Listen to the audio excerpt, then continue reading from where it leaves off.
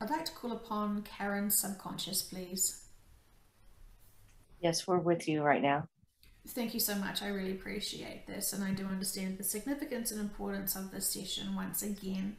Are we able to do a body scan for the body and find out what's happening to her? Yes, since the last time we scanned her body, she's more balanced, more aligned. She does have soreness on her left shoulder.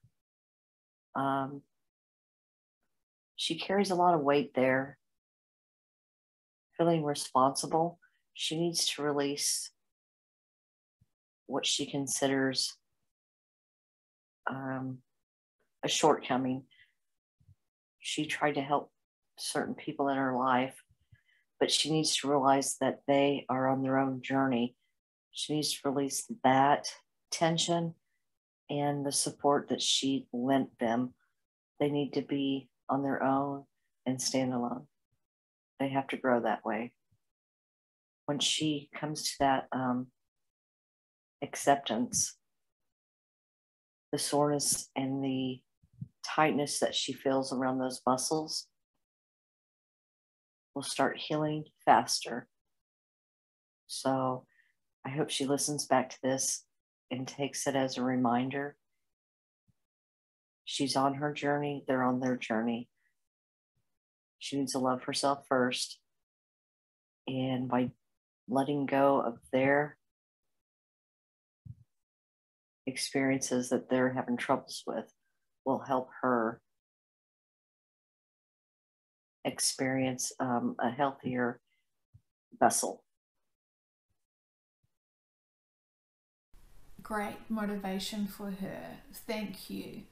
And so she will be listening back to this, so we can trust that she will be doing that releasing. So are you able to help her get more movability in that arm now? Yes, she will feel it each and every day. Once it loosens up and she starts to mobilize it, um, all the strength and the range of motion that she's wanting back, it will be there. Thank you so much. Is there anything else you would like to heal and let us know about her body? I'm going to remind her again to drink more water. That will also help the tissues around that area. They will respond more happily. I Mm-hmm. know. I know that it's hard to view your muscles as being happy, but water makes all your cells happy. So she needs to drink more water. That's for sure. Mm-hmm. As a non-judgmental friend, I'm not triggered that she hasn't been drinking enough water. She has the intake of fluids, but she needs the purity of the water as well. Uh-huh. She needs the balance there. Mm-hmm. Okay. And she will learn from that and be reminded of that. She is also wondering about how come she's forgetting things while she's at home. Is this part of it as well? Does she have good intentions to drink the water and just maybe forgets? While she's at home, she's in a more comfortable and relaxed state, and she's actually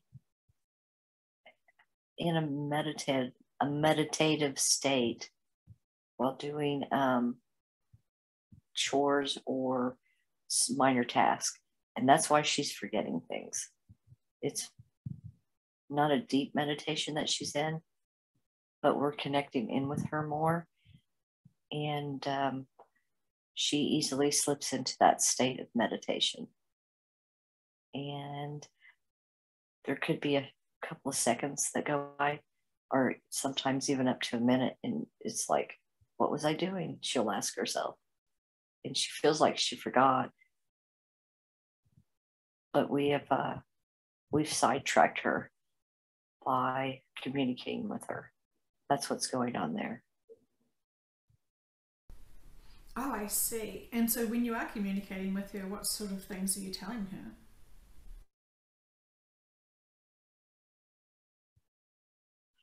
It varies. Sometimes we're doing a reverse download. Instead of giving her information, we're receiving information from her. She's reporting back in. Time is getting shorter, so we're speeding up the process of her sharing her experiences. So not only in her sleep state are we getting the information, now sometimes when she is either alone or just doing, things around the house, we're tapping in and gathering information from her. And then what are you doing with the information?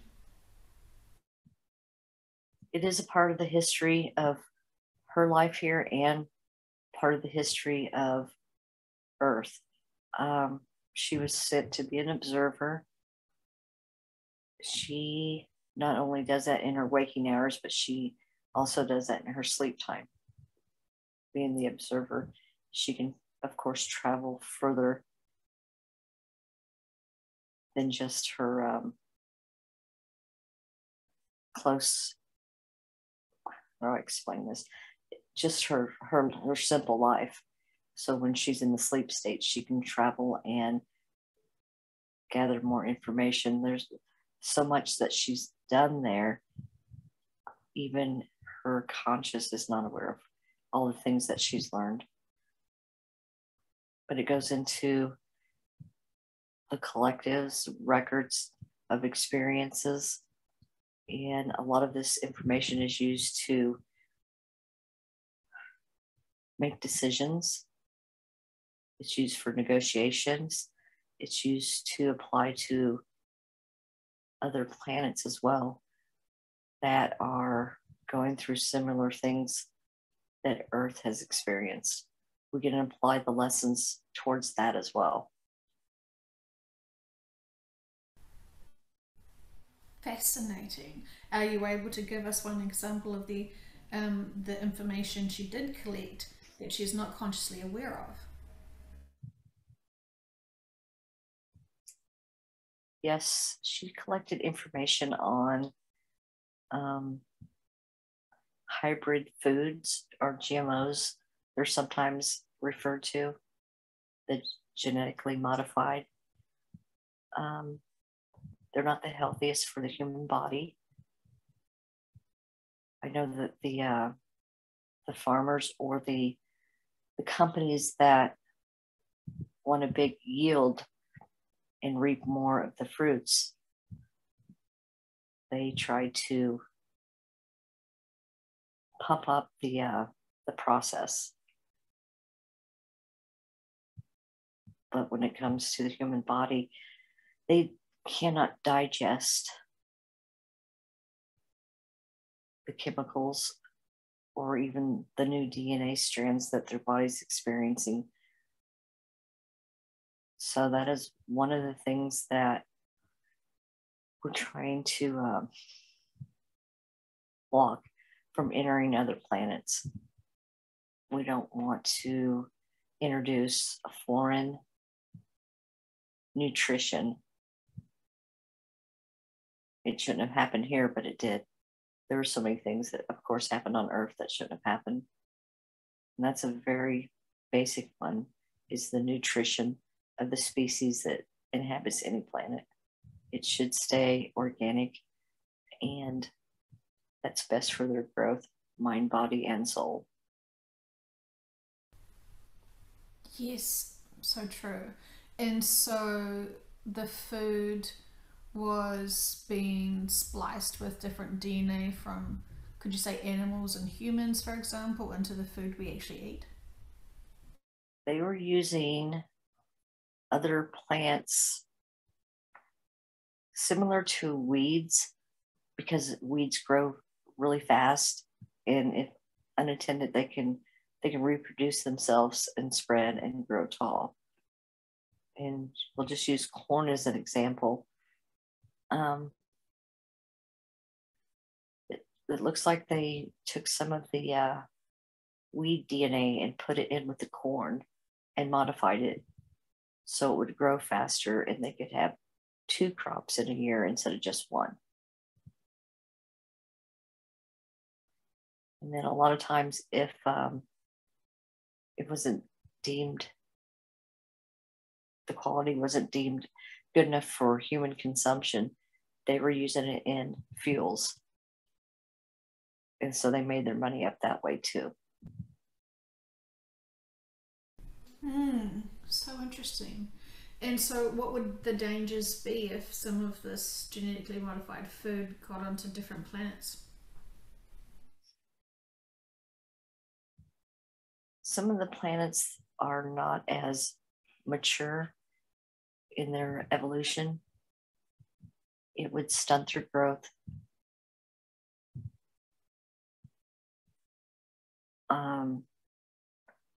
Not just their body, but the growth of their expansion, their mind, their technology. It would hit so many sticking points. So fast.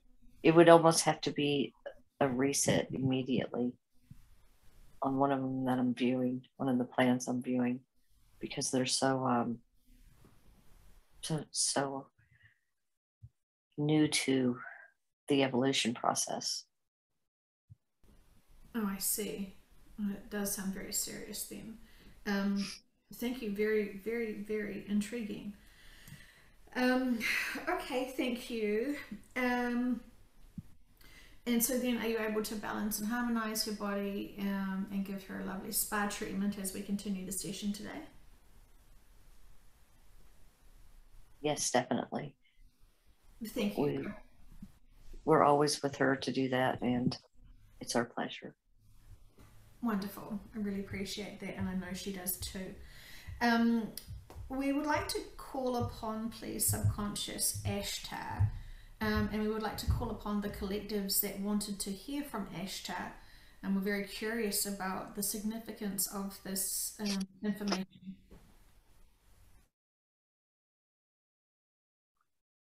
Ashtar is here with you. He has been wanting an audience in one of your sessions, so he's very happy that you've invited him in. He's going to speak for himself now. He's come forward to let humanity know that the time is at hand.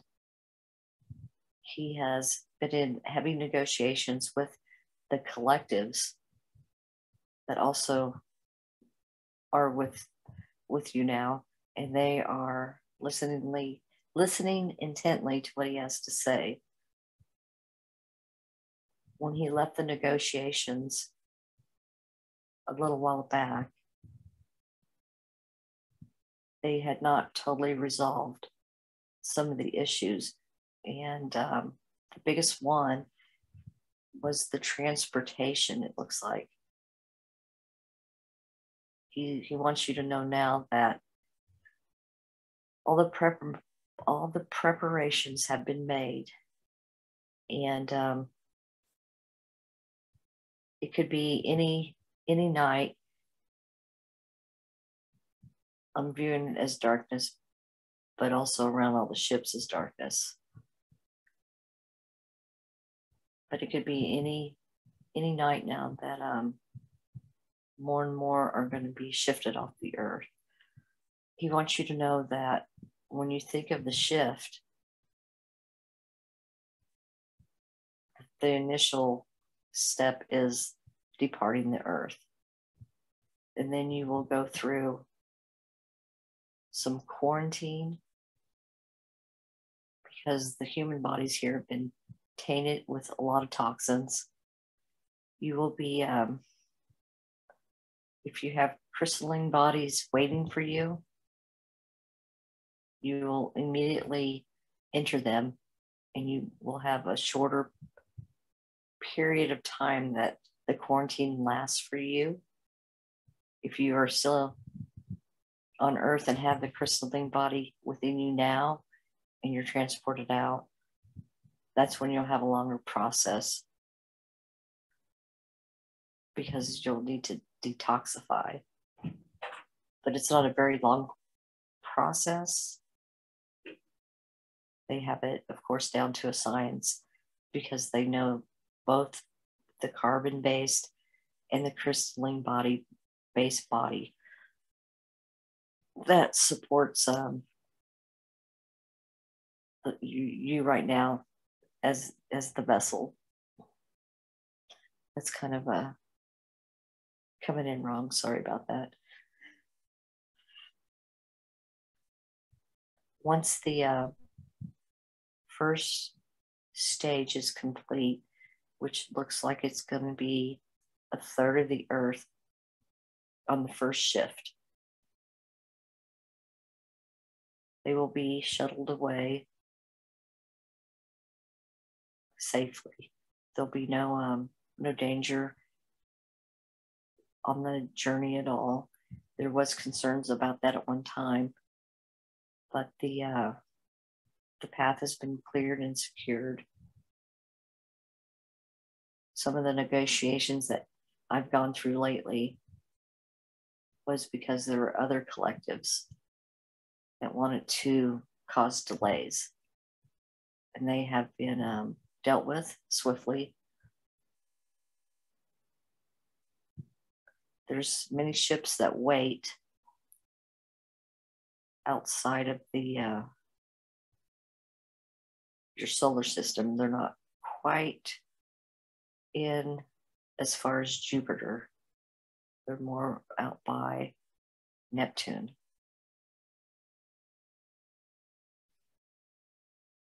They will be approaching Earth after the first shift is gone. And there'll be a second wave. And the second wave will come on the heels of what you're foreseen as a laser that strikes Earth. Right before that happens, the second, it's not right before, it's at the same time. The laser will hit and the second shift will happen.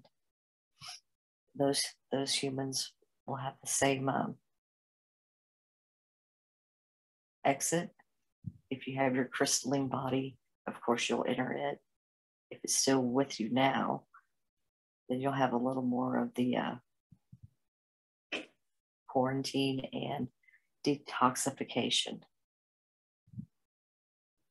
There are many, many details that would take forever to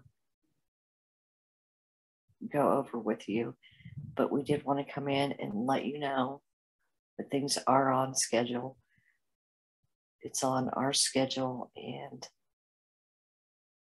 the timing would be hard for you to comprehend. So I'm going to leave that alone for now. The collectives that are listening are involved with the removal and transportation of your species. They gathered here to listen as well. They do know the timing, and it's been shared with them. But they also wanted to know that the path is cleared and reassured that there will be a safe journey. Do you have any questions for me? Yes, I do. So why is it that we have to have this session for you to be able to share this information with them? I'm kind of perplexed why I was given the message that you needed to be called in to talk to the collectives today. If I say it in one big audience, there's more coverage. You have an audience that listens to you and they share the information. The collectives came as support, and they also wanted to not be reassured, but they also wanted to solidify the plans as I spoke of them. So they wanted to hear from my words, my command, that we are ready. And we're just waiting for the final signal. The final signal actually comes from Source. He will lower the flag, and we'll know when it's time to move forward. I see. So the first shift, where a third of the Earth will exit and shift, can you tell me what does that look like for them? What will we notice?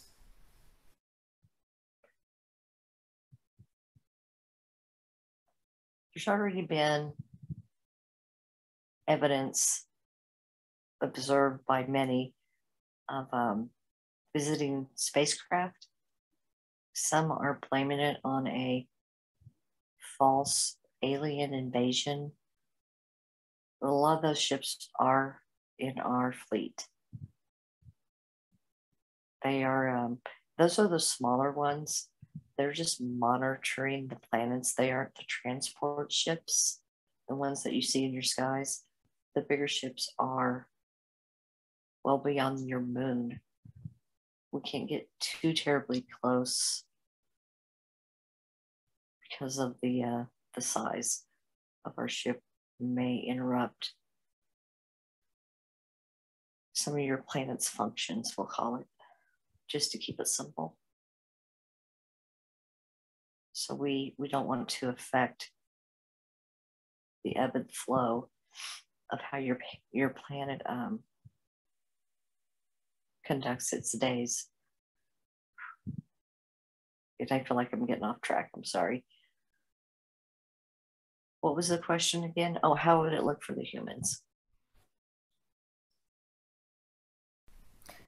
Yes, A for lot of the first. a lot of it would be done while you are witnessing some minor natural disasters. There's going to be a bigger one, and that's how we will take a third of the planet's population. I also am viewing some souls that have already exited that aren't taken to the ships yet. They're like waiting we're like in a waiting room. It's not really the astral world, but it's a part of it. And those souls are also being counted in that third of the population. And those are some that have already taken their exit through either the medical or some lesser disasters that have caused the exits that look like deaths.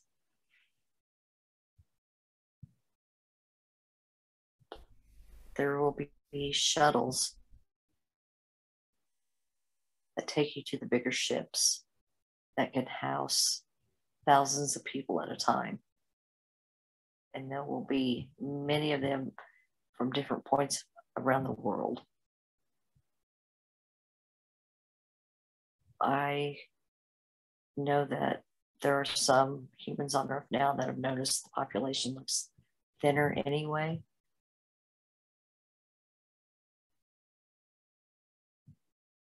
I think that those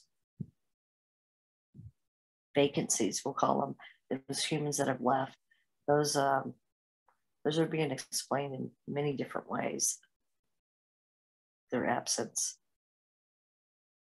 There have been many preparations, many stories being told as well. Some are plausible and some are suspicious. That's how the humans view it. But they always blame it on the government. And that's okay with us right now. Okay, I'm going to ask, will we see the Three Gorge Dam collapse and this be part of the first shift and the part of the third of Earth's population move? There is a big deluge of water that is unleashed on a sizable population. I don't like giving a whole lot of details, but I know that you can figure out by my words. And that should have answered your question. It did. Thank you very much. Okay, and so then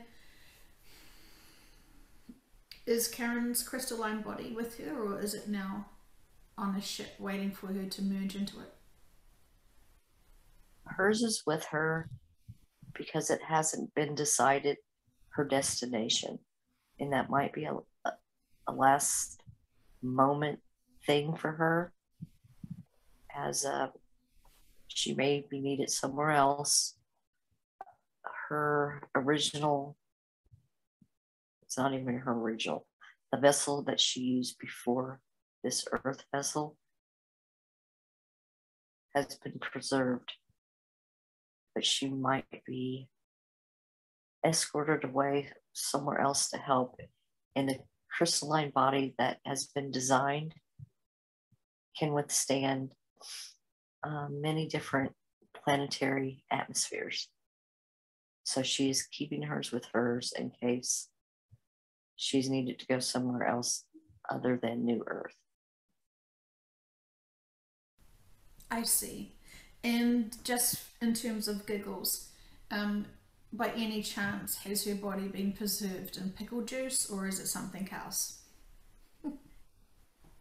You would call it cryogenics. It's like in a well-preserved frozen state. That would be the closest thing that I could describe for you. But it's not really frozen because it's still alive and it's aging way slower than it would if she was occupying it. But it's functioning, and it's waiting for her when she's ready to re-enter it. And that's a process in its own.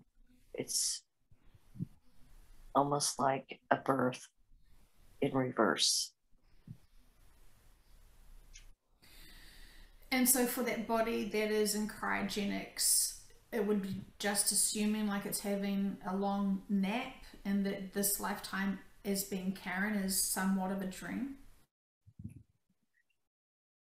The body that is in stasis waiting for her doesn't have her conscious in it at the moment. It's being supported and it's alive and it's organic. But that vessel is not functional mentally, so to speak, because her soul essence is here in this vessel at the moment. And when she carries out her mission here, it will be a split decision on where she will go next. It depends on a lot of factors. And she also, as long as she doesn't have any traumatic experiences between now and the exit, she won't have much recovery time. And she would like to go back to work immediately with her previous duties, which were balancing and helping planets and other universes. I understand. Okay, thank you. Okay, and so, Where does one go from here? So, Ashtar, what are your days looking like? What is happening for you? What issues are you dealing with? And what can you tell us? There are many species that have a close eye on this planet currently. We know the pulse, we know the heartbeat, and we know when it will be time to. It won't be a resuscitation, as you would call it. It would be medically, I can't describe that for you, so I won't use that analogy. But we do have our finger on the pulse, and we know the exact moment that we need to go into action and carry out our plans. There are almost as many in support as the population of your planet. That's how many species and souls have come to help. Rescue is not the word I want. Restore and preserve humanity.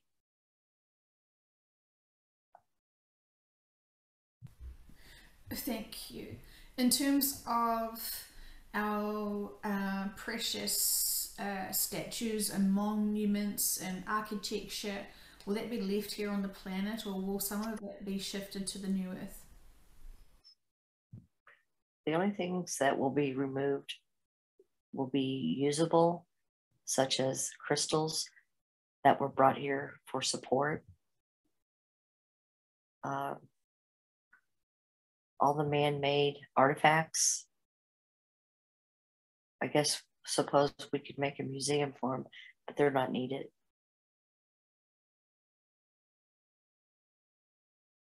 Okay, thank you. Um, and so, how do you feel then, Ashtar, knowing that everything is all lined up and you perceive this event having no hitches and glitches this time? How does I it? feel very, I feel very proud of our work. We've worked very hard on orchestrating the design that we have in place now.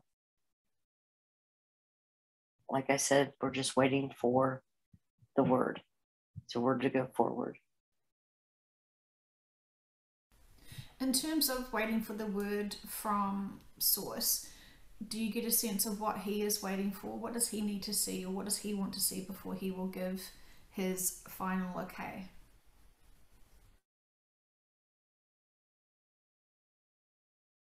I wish I could say that the divine planning has been shared. We are not aware of the signs or the lessons that he's waiting to have completed. But it's not individually, it's as the whole species, the whole citizenship, the whole neighborhood. There's something that he is waiting on, and once that occurs,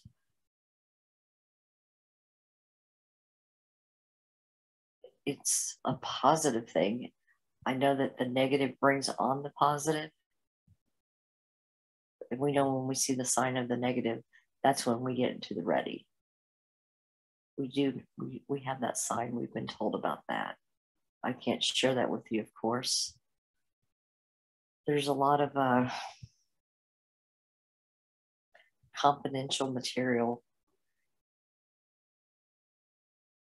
that we don't want to discuss openly because there are other ears that listen that have delayed our plans before because we were trusting, and we know to keep it more close to our hearts, close to the breast, so we don't share the information as we once did before. Yes, I understand, and I can respect that. So thank you. Thank you very much. Do you, as a guess, would you imagine and guess that Source is waiting for humanity to raise its vibration?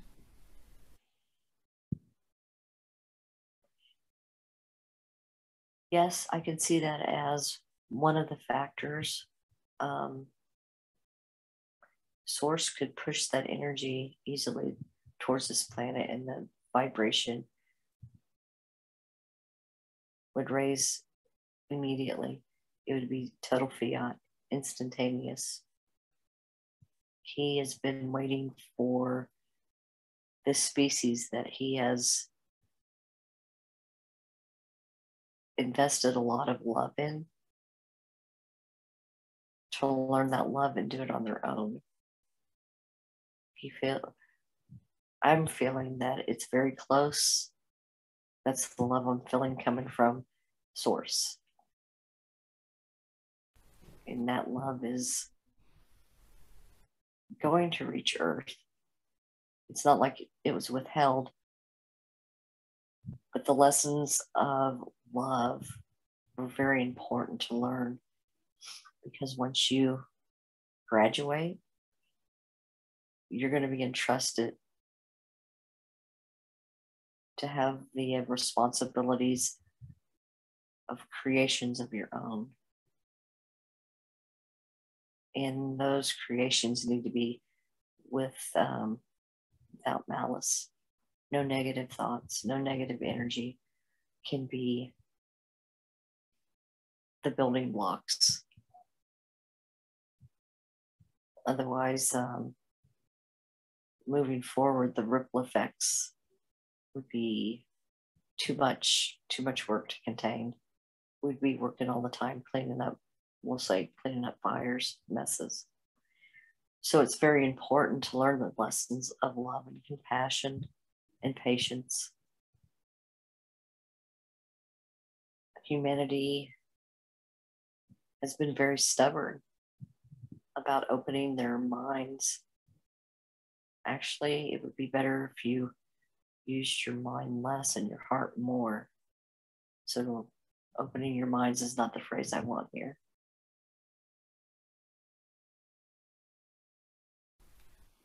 Thank you. And so, your role when people are shifting, what will you be doing? I'd like to say I would be eating a fine dinner and enjoying my favorite drink, but that wouldn't be true. But I just wanted to throw in a little joke there. So thanks you for letting me indulge. I will be with 3 other collectives, and we have a main command center, so to speak, and we will monitor each and every soul and where they are placed. Each and every soul is very important, and that's why everyone will be monitored. It's already been designed on what transports and who will be with who. We want to make the transition and the transportation comfortable and acceptable for as many as we can accommodate. We know contracts, so it was easy, actually very easy to design that type of table setting.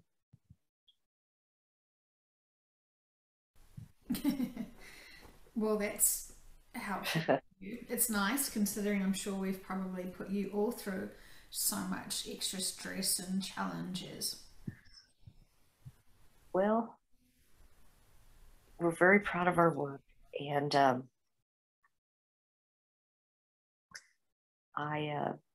I look at it as lessons for myself, and so do many others. We have grown along the way. We've expanded, and that is our purpose as well. We've learned our patience, and we've learned to love all And that's what we want for humanity. And your next stop will be without the denseness, and you will absorb the positive and the love way more freely than you could never imagine. And one day you may be a part of our crew, a part of our team in what we do, because you'll want to help other species.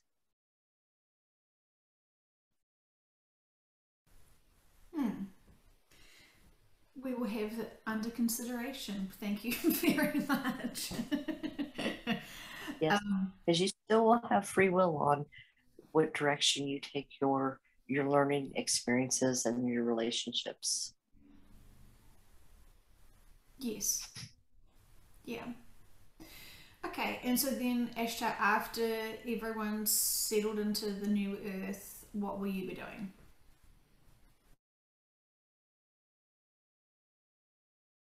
There will be other challenges. They won't be anywhere close to the new Earth. That's a protected part of a faraway universe. But so we will exit that quadrant, and there have been priorities set on other planets that need assistance or nurturing or monitoring. So depending on the magnitude, we will we'll assign crews, and the size of the crew depends on the job that needs to be performed. So what we have here set up around this planet will be divided up into smaller teams. I don't know what direction I'm going yet. Priorities change quite often. It may be a last minute decision, just like we explained for her.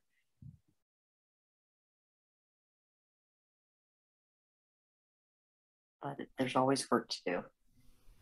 And that's why we're very excited for humanity to grow and expand.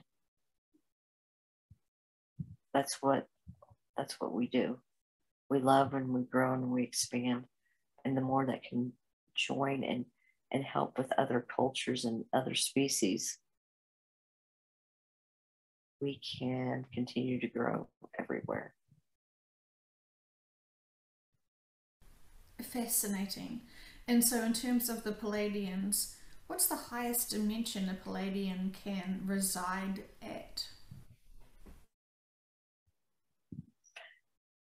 I've known some that have visited the 35th,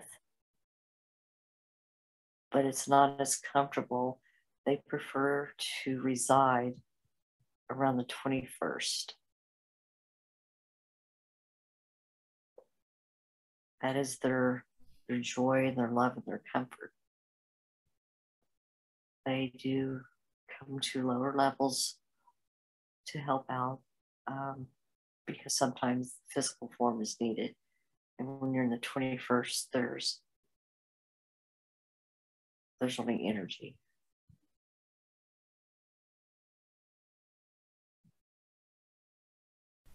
I see. I think us humans love labels and um, understanding concepts so much that we don't even really know what a 21st dimension would even be like. Um, so it always confuses me when I think about, say, someone has wanted to share some information about a Palladian channeling from the ninth dimension, and I always get confused and question that because I always assumed, from my limited little information that I get, that the Palladians really are residing at the seventh to ninth dimension, but obviously that is incorrect from your account. The seventh dimension is more of a where they're at now, and they enter that to help other species. But you asked me where they like to reside, and if you could picture yourself, I'm going to try to use some of Earth's elements to describe that plane. But if you could picture yourself underwater and there's a current gently flowing over your body, but you're not wet, it's dry. That is the flowing essence that you enjoy while you're there. It's a very free, uplifting, calming, relaxing experience that cleanses your soul as each and every molecule that passes through you. It kisses every part of your essence and loves it and renews everything. That is just one part that you would experience there. Okay, that's fascinating. And it's always interesting. I guess I just didn't really know if there was such a thing as a ninth dimension Pleiadian. Because I always just assumed they were from the fifth to the seventh. So thank you. Yes. You're welcome. Um, uh, so have all of the collectives heard your message now, Ashtar, and accept that all the transport situations are resolved and everything is now just waiting for the sign from source to allow the first major shift of what we'll see a quarter of, or a third, sorry, of the earth shifting? Yes, they are in agreement. It took a while to get to this point because as many collectives as have been involved, there has been that many different agendas and what they wanted to complete it before Earth closed its doors. So everything has been decided on and everything is in the ready. In terms of how that all worked around Gaia, from your perspective, Ashtar, what's happening with Gaia at the moment? We have always been in communication with that soul being and have respected and honored her life contract with this vessel. She has been ready to go for quite a while.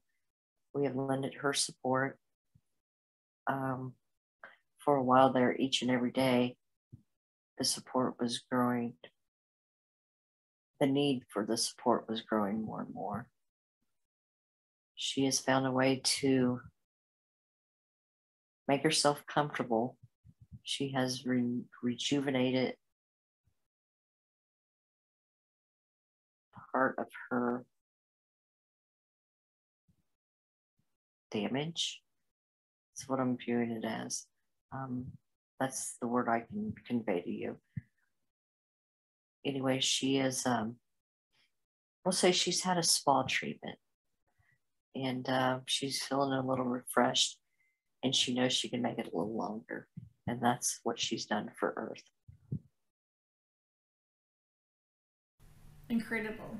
Well, we're very grateful for her to have chosen self love and the spa treatment versus the very dense traumatic experience that she was having prior.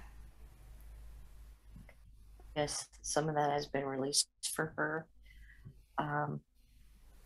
She will have more releasing to do. She does not want to go to her new home and not be able to support the new inhabitants. She doesn't want to take any of this density with her. She won't allow it, and source does not look like will allow it. It can't be just like any species that goes there can't have negativity, nor can she. She will enjoy the new vessel with a very polished soul. She will have many to support her and help her release. I know that the humans on Earth that love her and recognize her as a being has been supporting her in that way, and so have we. So she will travel differently, and as she does, she will go through what you would consider some type of therapy, but she can release much faster when she has exited this vessel that she's in now entirely. Yes, from my understanding, a majority of her had sort of gone and had a spa treatment and then returned. Is that correct? Yes, that is correct. Mm-hmm. We did assist in her because she needed protection while she was gone, and we provided that for her. Yeah, that was a really intensive time. Why was there needing to be such a extra level of protection?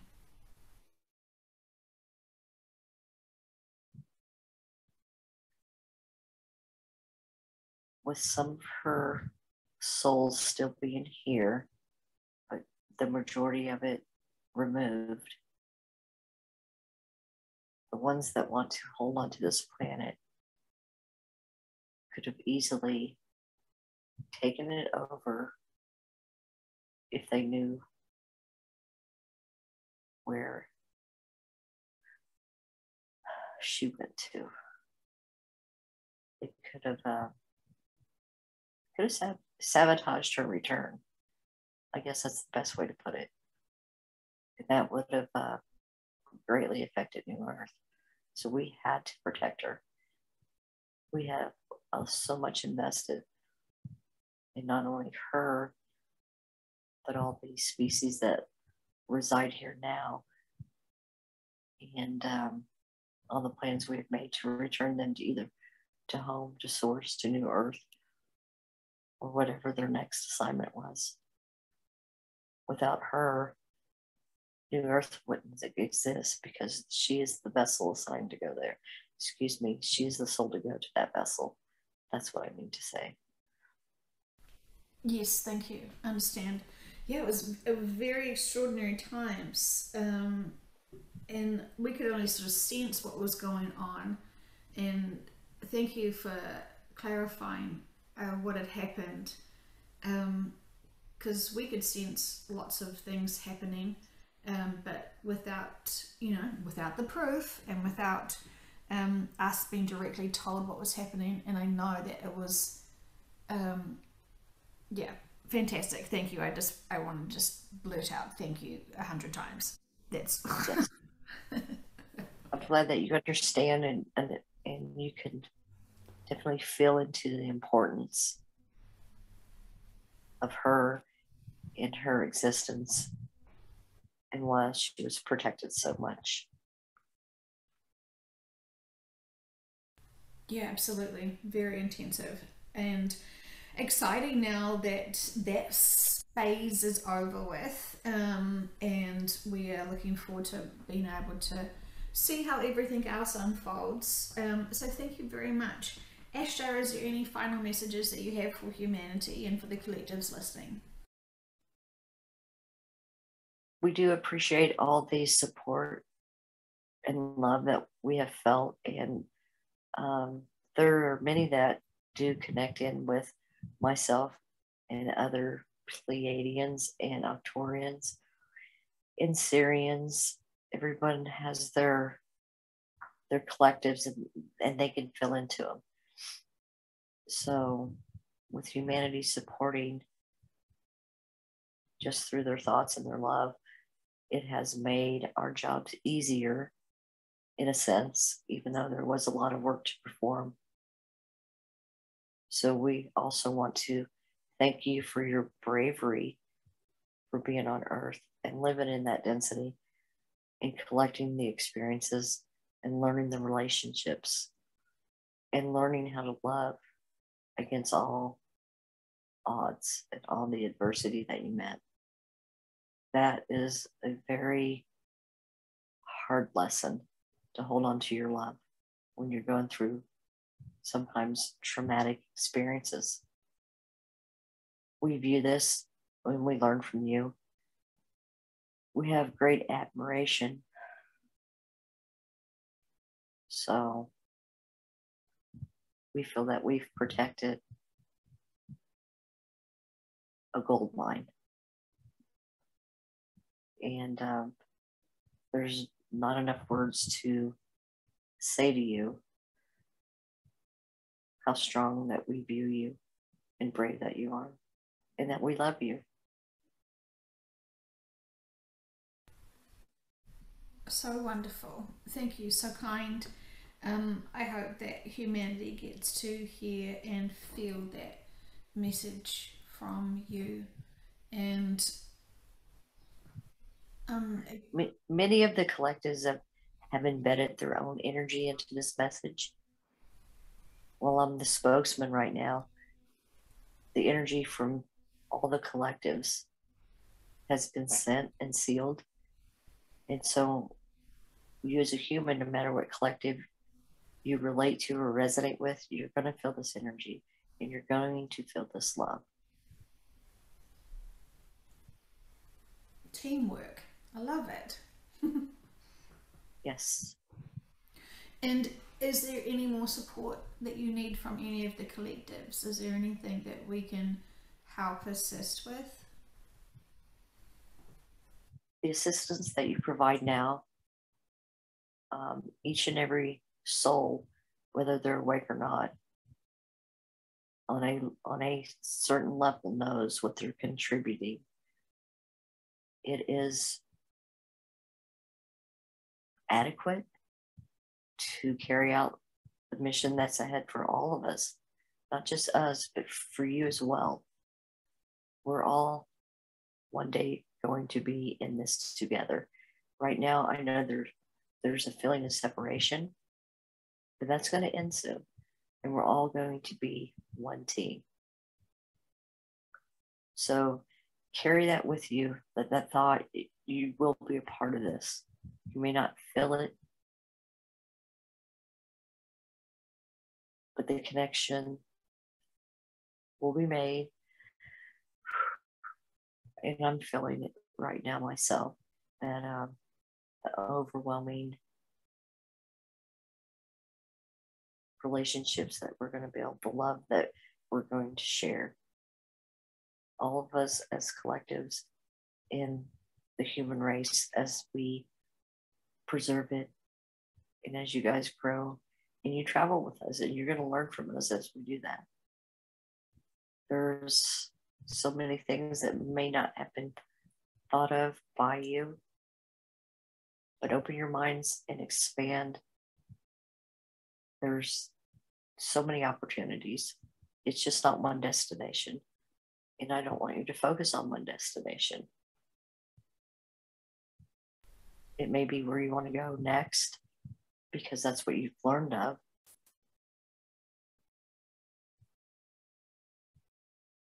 But as many stars are in the sky, that's how many opportunities that you have. So seek out your love, and you have decisions to make. Yes, I think for many people who are assuming they'll go to the new earth because they feel that that is going to be their natural evolution, I think they're going to be quite surprised of who they are and why they have been here in this lifetime and what's happening next. I think they're going to be very pleased and surprised with themselves when they remember that. Correct. And even we have seen it already with some of the,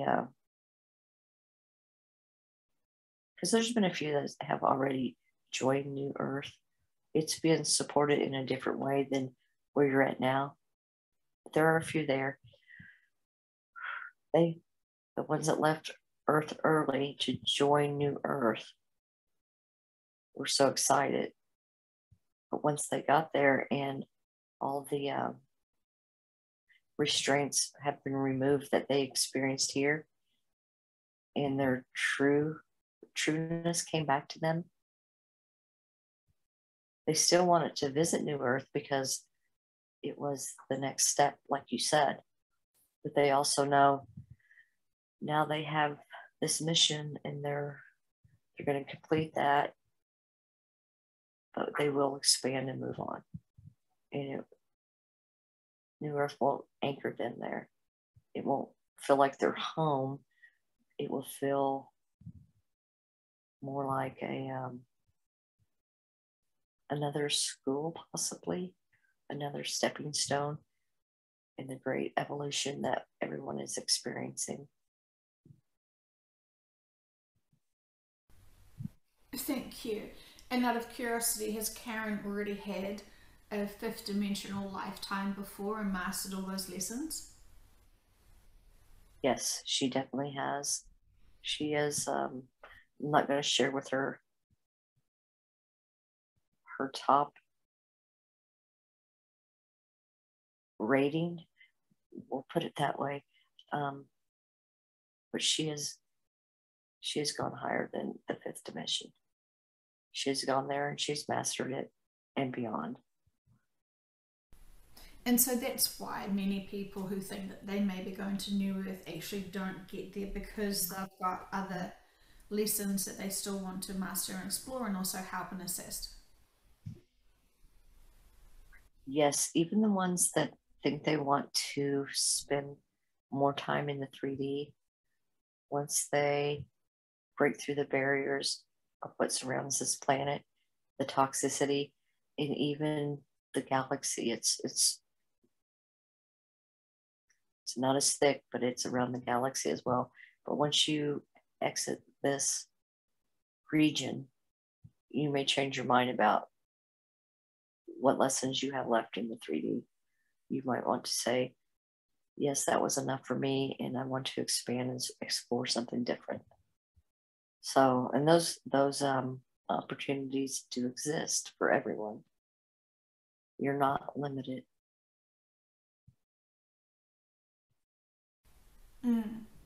Extraordinary. I trust that everyone will go to the most appropriate places that they choose. They're not victims and hostages to be driven to a fifth dimensional planet if they are truly naturally residing at a higher frequency vibration after they remove the veil from themselves. It's been quite the journey for most. I don't know if I would have enjoyed living one lifetime on Earth. I feel like I've experienced it just by watching. Some of the decisions that had to be made by individuals just to carry on have been heart-wrenching. There's a lot of compassion that me and all of the collectives have shared. I don't want to get too emotional, but yes, we all have had our moments of emotions watching some of the lifetimes on Earth. Yes, almost torturous in some regards. A very, very long soap opera with lots of horror, not much comedy, not much dancing. Yes, and we've tried to encourage that. Like I said, we reach out to many on different levels, and we try to interject the humor. Some days that's hard for me to do. There are so many things that I have to keep on a serious level. So taking that mask off and putting on the fun one doesn't occur for me too often. Don't get me wrong, I enjoy and I love what I do, but it does keep me busy, and I don't have what you would call a lot of downtime. I would understand that. And so, therefore, I'm assuming you will not be physically going to the new Earth yourself. That's not on your menu for your life experiences. No, I would love to enjoy visiting that planet. It won't be right away, but I know that I will go back. I have visited each and every planet that I've helped, whether it was to rebalance or to seed. And what we're doing with New Earth is like seeding. And I will revisit.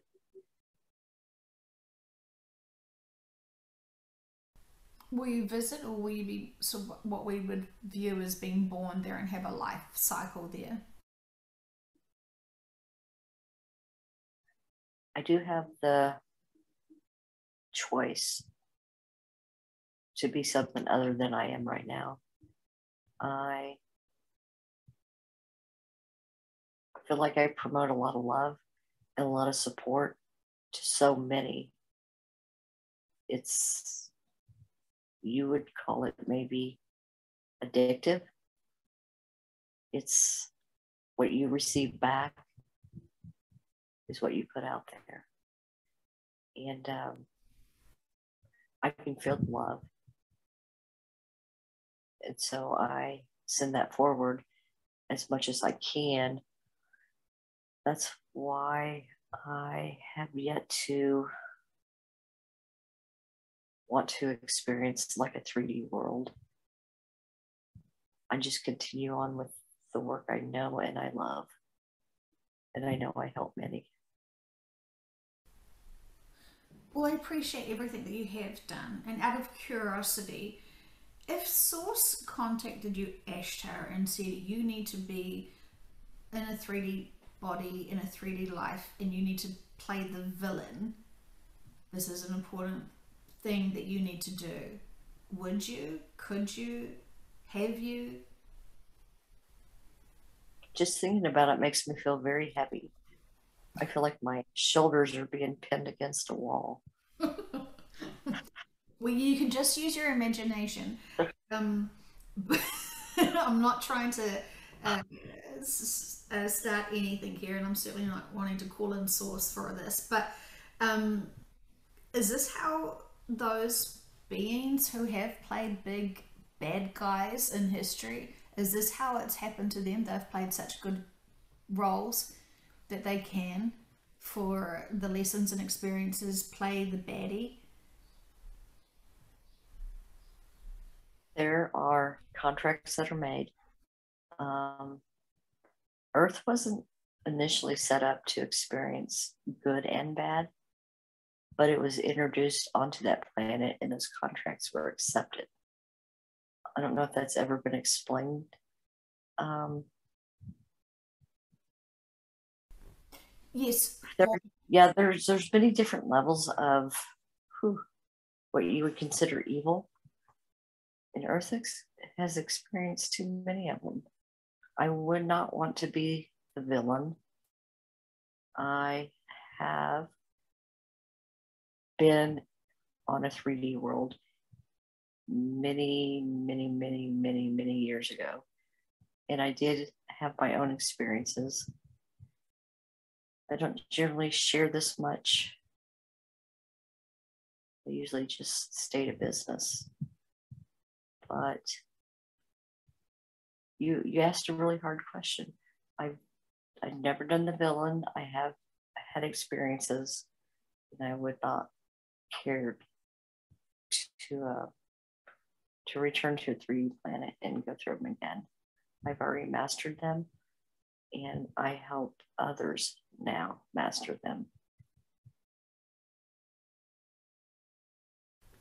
Nice. Well, I can respect that. I am trying to understand what type of person or being would it take for them to accept a really, in quotation marks, bad guy role. But are you saying that they sort of already have a gender in a collective that would want harm to happen versus those I, lessons and experiences? I have witnessed contracts being made between souls that have spent many lifetimes together. They have agreed upon certain roles between themselves. Um, Sometimes it's a network of people, almost a clan, that travel through different lifetimes together. They may not be born the same, we'll call it your Earth year. They would be different in ages as you would view it. But it's decided before they get here who will play what role. And the experiences and the personalities dictate the outcome. I don't know if I said that right for you. Did that make sense to you? I can see it from a group learning exercise. That I was more sort of thinking. So yes, I do understand that. I was more sort of thinking about those really big world villains at that sort of level. And sorry, I'm totally taking you off track from what I know you were supposed to be here for, but I do enjoy picking your mind and learning more about you and what you know and the perspective of what's going on here. So sorry, I feel like we talk about business and then we get sidetracked gossiping. Learning from each other is beneficial. I have learned patience and love. I try to provide the information that is asked of me. Mm. So there's no worries. Mm. Well, part of who I am is to trigger people. So I'm trying to see if I can trigger you into any inner growth to see how really passionate and patient you are. Mm. I believe I've gone through that millenniums ago. Um, I see, but I see the curiosity, and I'm trying to, of course, help you and others learn from my words. Mm. I I view myself as a teacher at times because I do have a lot to offer. I did have, fortunately, um, I guess we can call this a little downtime that I could spend extra moments conversing with you on lesser important things. So it has been a joy, and I hope that you've enjoyed it as well. I do. I always do. And I love and respect you being a teacher. I'm curious, what is one more thing that you could teach us that we haven't heard before?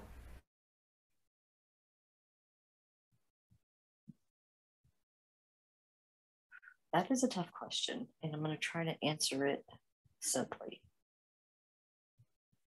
Never stop learning, never stop expanding, and never stop loving.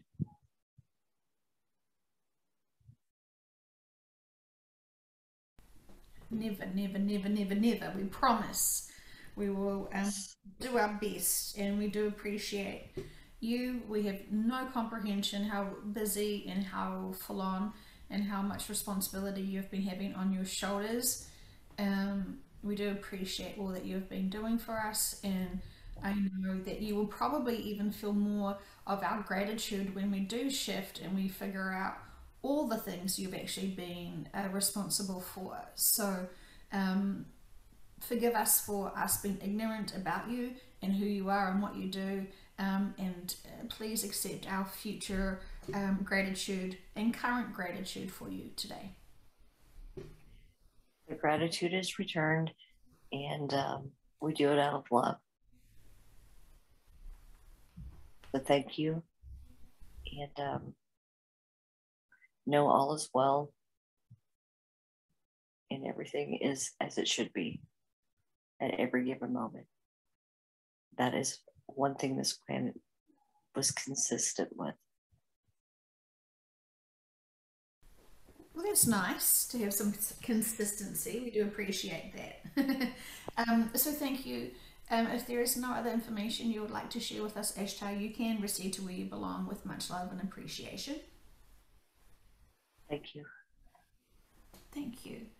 Okay, so we'll talk back to the subconscious of Karen, please. Are you able to show her physically in her mind's eye what her body looks like that is not in pickle juice but is being preserved in a cryogenics? We've showed her before. It reminded her of a male Nordic person that would reside on Earth. Very broad in the shoulders, tall, blonde wavy hair, not young but not old. Walks with purpose. Oh, sort of the ones that look like they've gone to the gym every day of their lives. Yes. Something like that, yes. Do they physically work out or they just look buff all the time? That is the avatar they chose. They maintain it and it lasts quite a while. It doesn't require what a human body here. Human body did require a lot of maintenance because it has a lot of moving parts. The anatomy is a little different. It's too much to go into. Just know that it is easier to maintain a Pleiadian avatar, mainly because they can come in and out of it. I will share that with you. So it's not as used. The Pleiadian avatar can be set aside and they can enter different dimensions while leaving the physical behind. I see. Okay. Interesting. I get it. Sort of like the weekend car, you don't use it daily. Yeah, you could say that. Or I guess I could make an analogy of one of your superheroes. They can hang their cape up and it's not as used as often as their street clothes. So it doesn't wear out as often. Clever. Okay, well, that is very cool. Thank you, Subconscious. Um, Karen wanted to know if the timelines have merged yet, or is that still to come? They're very close to merging back together. That is some of the emptiness that she's feeling. And once they merge back together, um, you'll feel heaviness for a while. That'll taper off. And then things will feel alive again. Like there's more purpose. There's there's a goal to meet. And when that excitement comes back, things will start speeding up faster. I see. And what will that heaviness be in aid of? Is it an event or is it just the density of having all connected back in the same timeline? It's mainly everything I described as energies that you're going to feel. So yes, you can describe it as heavy density, and then, like I said, it will taper off, and things will feel more energetic, lively, happier, as you would call it, the calm before the storm. And how long does that happy time last ish?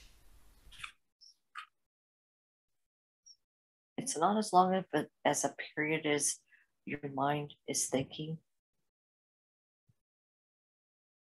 it could, if I put it, I don't like putting time to things. I truly don't. If it's okay, I'd rather not share that. Absolutely, totally understand, because we do know and do understand that these things do change around as things are always changing with the inconsistencies that are happening to humanity. So we get it. We get it. Yes. Um, If you just monitor the energies around you, you'll recognize what I described to you, and you can almost predict that for yourself. we love homework. We're not afraid of it anymore. So thank you. Thank you so much, subconscious. Um, okay, and so then one last thing. What's the significance of frogs and their DNA and then the reptilian species? Is there anything that you would like us to know or understand? Oh, frogs that are on Earth were constructed in a very pure and simple manner. Their DNA can be intertwined with other species. Um, they are also one of the few animals that can produce without having a male female. So, that being said, they're almost like tape is not the word I want to use. They are they're a binder. They their DNA can be used in many different ways. They are universal. They can replace missing links. If they were to be added to a reptilian, if that were allowed by that species, they have declined in the past, it would offer them the benefit of spiritual growth in a manner that they've never experienced. So it's totally up to them. They could take their life in a different direction, but they are afraid. And they're afraid because they've been rejected so many times, not just by the other species that reside on Earth, but they did come from a different planet, and they have experienced neighbors on neighboring planets. They don't have very high self-esteem. They do not have self-love. But if they were to allow a new ingredient to be added to their DNA, that would not take very many generations for their species to evolve into a more loving, compassionate being. And they would be more servant-like instead of self-serving. More, they would they would expand in a way that they view as others as weak, and that also holds them back. So it's a mindset for them. They live in fear, and they don't want to be weak at the same time. I see. So interesting. Okay. And so with the splicing of the frog DNA, this is going to help the reptilians? Yes, it would if it were allowed by them.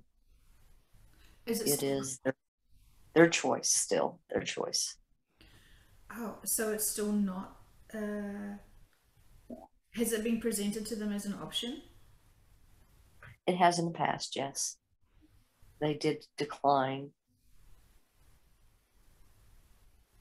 They didn't want their species to become weaker. And that's how they view that love and compassion and blah, blah, blah. I mean, that's how they view it. I see.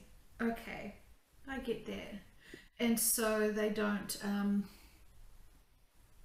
they want to keep their purity, their bloodlines pure without the. There are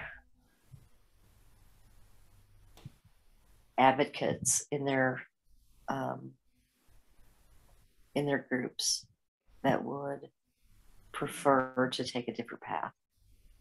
They view life, they've seen the humans and they've witnessed their lives, and it looks more comfortable to them. And they don't get emotional because they don't have many emotions, but they've witnessed how humans respond to each other. So there are advocates that want to go in that direction, but many resist. It will take them a couple more generations before they conclude thought process on how they should evolve.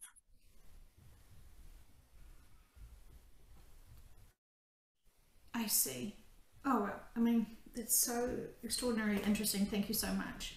Okay, I do really appreciate all the information. So, privately now,